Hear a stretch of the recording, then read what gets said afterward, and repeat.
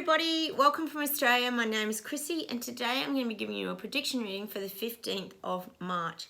Now, today I'm going to touch a little bit on India and a little bit on Sweden as well, but this is also a general reading, so stay watching to the end and we'll just see what messages come through from my guides to you.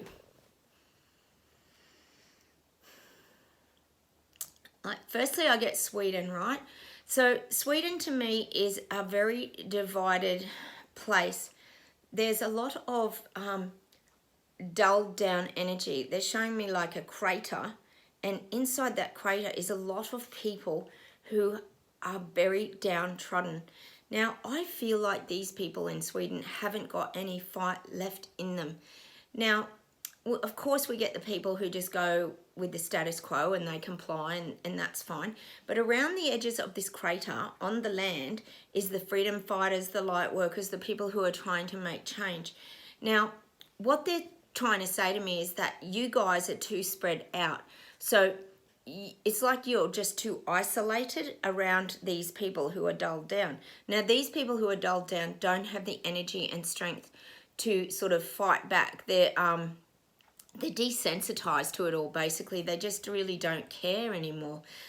They want to get on with their life, but they just don't have that zest and that fight left. So it's going to be really up to you guys. And this is where it's very important that you all come together and bring that energy together. And that's what I'm definitely getting in Sweden. There's too much separation still with you freedom kind of fighters and protesters. I'm not sure what your laws are over there. Maybe they're quite strict and it makes it hard for you guys to come together.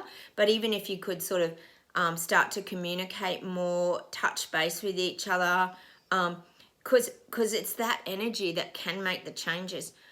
I'm afraid that the people who are in that dulled down, downtrodden energy, I think it's too late for them. I think they're just complying because they just don't give a crap anymore, basically. It's almost coming across as like real apathy and like laziness almost. They just don't care anymore.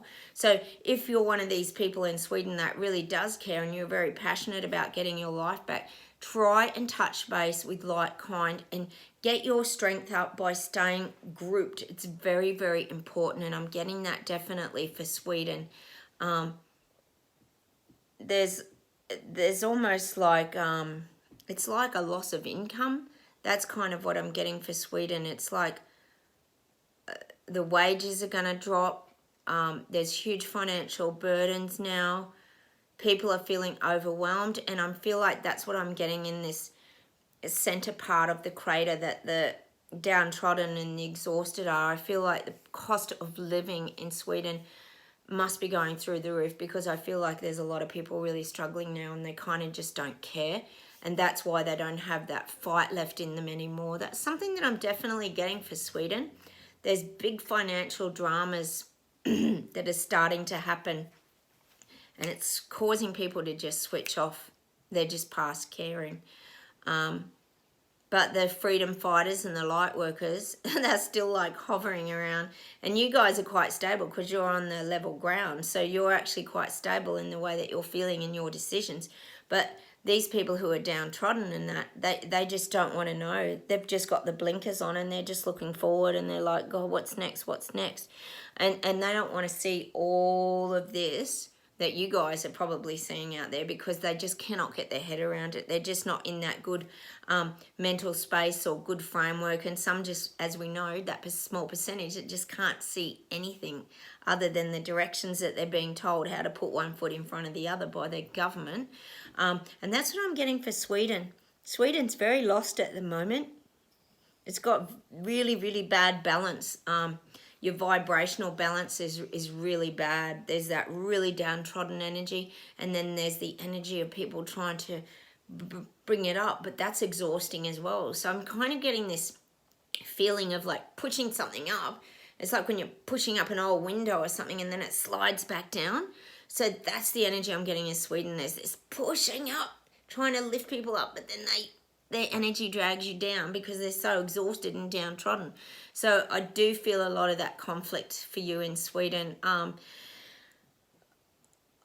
think, to be honest, I think to stay strong, like I said, you have to unite and you have to start communicating.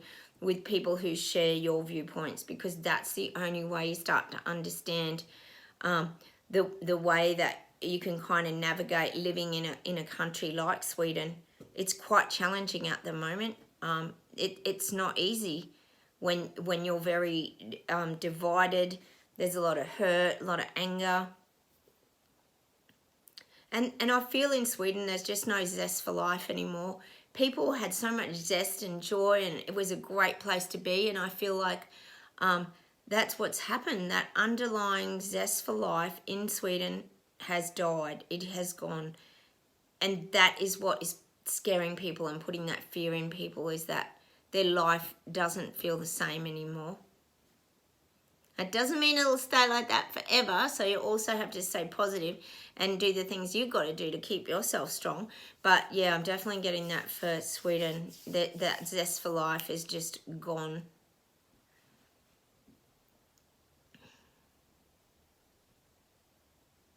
Now I'm getting India. India, to me, is a very knowledgeable country. When we think of India, I tend to think of a very spiritual place of kind of worship. Now, in India, people are brought up as young children. They are given a very good sort of spiritual path, like a spiritual network that supports them. I tend to think of people like Deepak Chopra or Sadhguru. I don't know if anyone watches them, but India has a lot of spirituality, and they have a lot of that growth in their they have a lot of growth when it comes to developing into an adult. They go through a lot of processes in India. Now, at the current moment, I feel like India has actually navigated things a lot better than some of the Western countries. I know in the beginning you probably had a really turbulent and quite chaotic kind of time of it, but I do feel that you guys have looked at other avenues and you've implemented things that have made change. And I believe that you guys are quite intelligent and knowledgeable to the point that you don't repeat things that don't work. When something's not working, you know it's not working, so you don't kind of repeat it. And that's where you guys have really learnt about implementing the things that will help your society instead of hindering your society. So look, I know you guys have a huge population, and look, if anything gets hold there, it just can run rampant. And to be honest, you probably don't get the support that you guys probably need to control these things. But I do feel in some way that it's the spirituality that has set that good platform that makes you guys look at things in a very, different perspective to a lot of the Western countries. The Western countries sort of do things by rote and whatever's written on paper, but you guys don't. You have that spiritual awareness that you can see things from a different perspective, and that's how it helps you in India. I feel like I feel you guys are actually quite stable throughout this pandemic. You know, you probably have had some turbulent times, and I've no doubt you've probably got divisions as well. Probably not quite to the degree that some of the Western countries have. I'm not sure what your leaders are like in the way that they implement things, but I do feel like there's a lot more logic. Well, this didn't work, so we're not going to do that anymore. We're going to look at this avenue. And I feel like that's a very sensible way that you guys are in India. And that's what I'm definitely getting for India. I'm getting that you have a methodical process, but you also have great spirituality and intuition. And that's what will carry you through. So for anyone out there watching from India, just stay on your spiritual path, and listen to your gut, listen to your feelings and emotions, and that is how you get through these challenging times. I mean, gosh, it's certainly turned everybody's world upside down, and I don't think India is any exception, but I do feel you guys have the knowledge and the know-how and that spiritual good platform to remain quite stable during these kind of pandemics. Considering your huge population, I think things can be handled quite well in India just because of the way that you think. Now, just getting back globally, there is a lot of shifting going on. So we can really feel this shift.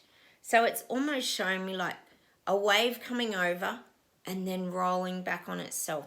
So it's like, if you think of like a tumble dryer, it's like washing has gone around, washing goes around, washing goes around. And this is how you kind of cleanse things. So I'm getting this cleansing energy.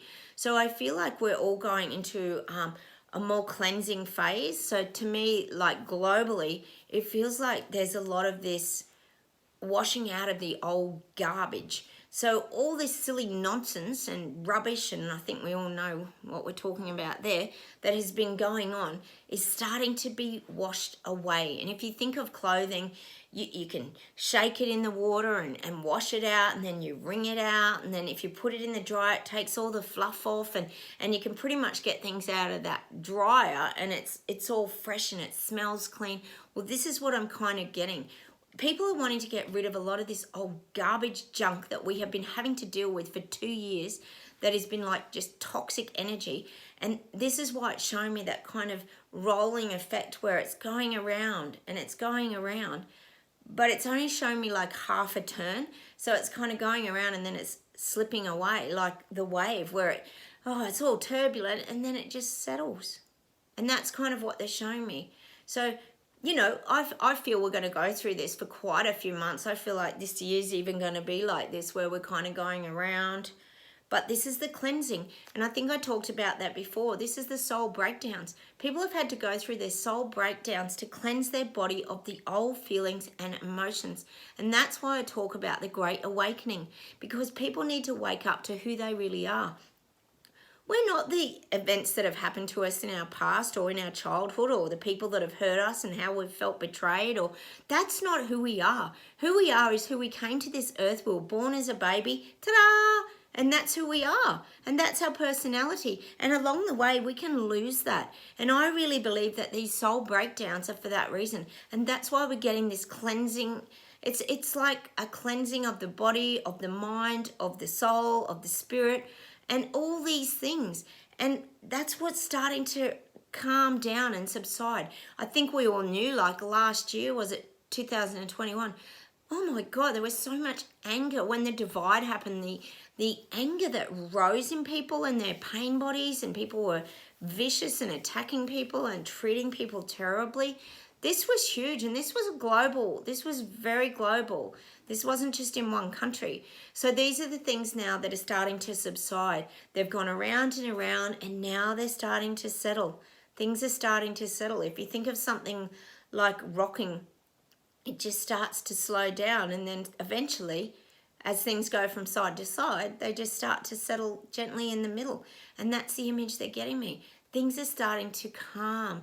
And I honestly believe that's because people have really made their choice now.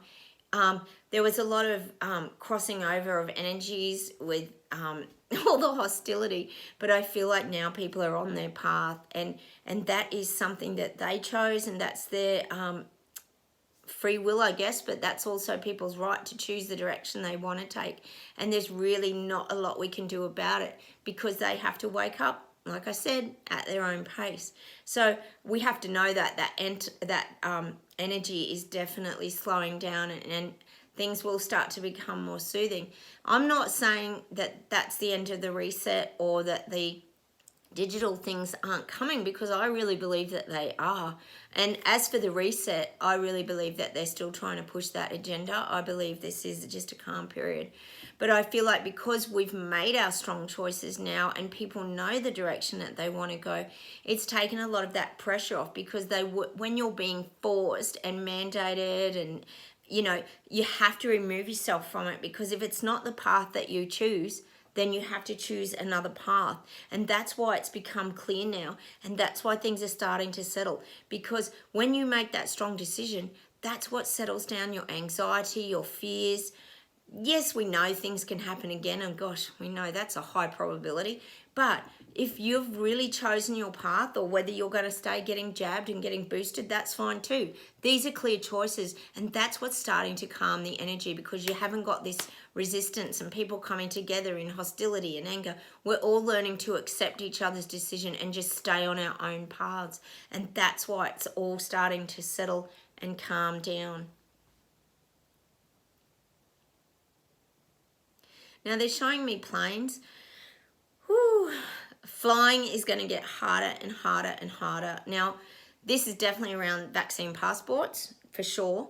But it's also, well, obviously every country is going to have different rules and regulations when it comes to boosters and this kind of thing. And like I said, we've got the mosquito virus here, so you might need a special mosquito vaccine. But this is what's going to happen. It's going to get very hard. But I also believe that the thrombosis is going to become a bit more of an issue. I really believe that people are going to start to get nervous about flying because of this thrombosis and the clots. We're hearing more and more about it.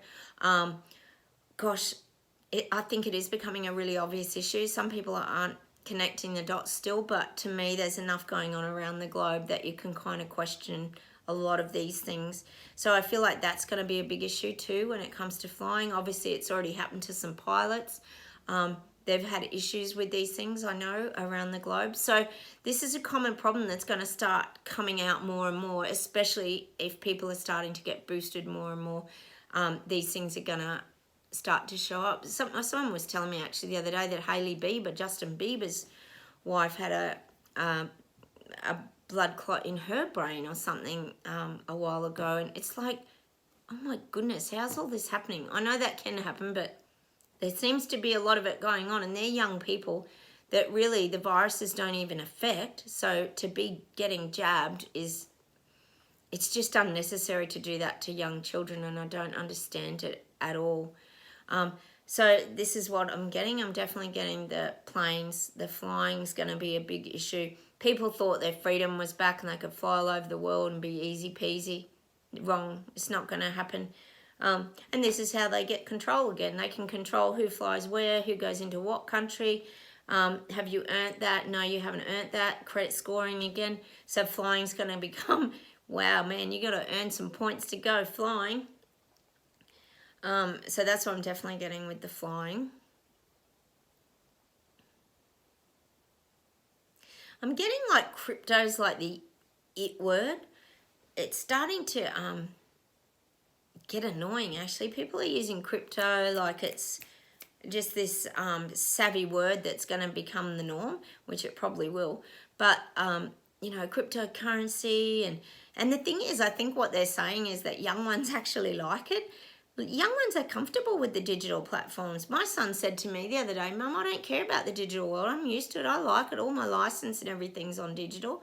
And I kind of just look at him and wow, he thinks so differently to us. So I think we've got to also be aware that these things out there that are coming, the young ones are quite comfortable with it. That's their normal. Whereas for a lot of us in these sort of, I'd say 40 to maybe 60 and definitely onwards, are a bit iffy about all these digital things and how they're tracking. But I don't think young ones seem to care. It's very interesting how we all view it very differently. And I guess that's why we have to respect other people's decisions too, because, you know, hearing that from him, I was like, well, yeah, he does pretty much have everything digitally. Gosh, they're so savvy with it now. They're brought up at school. It's just easy as. If I get a new phone, I just hand it to them to swap the new phone, everything over.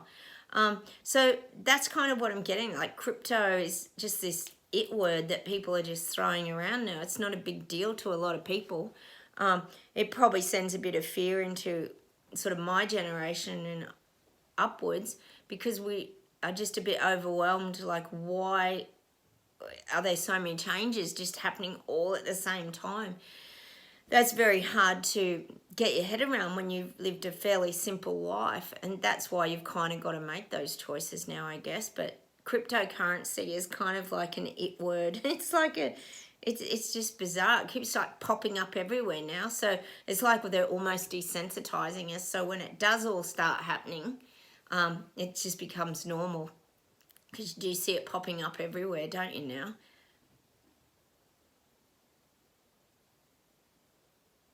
Now, I'm definitely getting that all the governments and all the politicians are playing everything down. So this is all being played down, and I'm getting like a deep, deep, dark forest, and everything's down in the low-lying ferns. So, you know, you might see this gorgeous green, healthy forest, and it's all full of life and beautiful, but underneath the low-lying ferns is just a whole other heap of information, I guess we could say. So I'm getting, that's the visual that they're giving me, because if you think of ferns, they really hide things. They sort of have great big leaves and they hide. If you think of a rainforest and the ferns in them, it's like new growth actually as well. If you think of the ferns, they're like new growth. Everything down low is new. So there's a lot of things that are growing down low that we haven't even spotted or even been aware of yet. And that's the analogy they're giving me. There's like this old beautiful dense forest that, you know, we love and enjoy and it feels great, and that old beautiful energy, but then there's all this new growth coming up and new change, and things are changing. And that's what I'm getting. And look, I think that's the message too, is it's not all going to change for the worse, not all bad. I mean, we certainly wish we had some say in it, but you know, maybe some of these new things will be positive too. So I think the message really from the guides is that you have to look at some things and embrace them. You know, if we don't have any say in our lives moving forward, then we have to kind of embrace that this has happened for a reason, and maybe we've chosen a path that we're going to be happier in. Maybe we're going to meet new people. There's so many things that come from these situations, you know, and I know I say to a lot of people that you really work out who your friends are. Now, if you're watching this video, you've probably gone through the same thing as me, and your friends disappeared very quickly when we all went through the big divide. So that's something that I think you have to take from this, is we have to take that new growth and that new change represented by the ferns, is that's probably what's happening, is we're probably being taken to some fresh and new experiences. So it's not all negative. Focus on some of the positive things as well, and take them from this reading today, that sometimes change happens for a reason, and it leads us to somewhere else and can lead us to some new people and new perspectives, and we can create new passions and interests and, you know, just different things like that. So look, thanks for watching today. I hope that helped you a little bit out there, and hi to my Swedish and Indian friends and all my Canadians and everybody out there. I love hearing from you guys. Make comments down below. I love hearing from you. And hit the like button, subscribe if you haven't, and I'll see you in the next video. Take care, everyone. Bye.